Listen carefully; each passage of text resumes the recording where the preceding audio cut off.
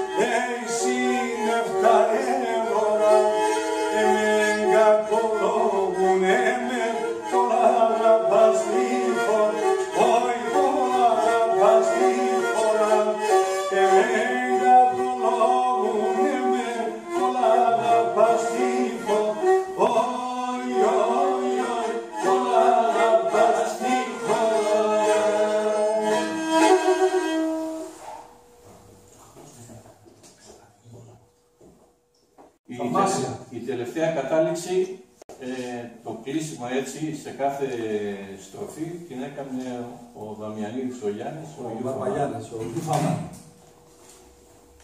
Ο Γιουφαμάν. Ελάτε κύριε Στεφανίδη. Τι θα πούμε τώρα.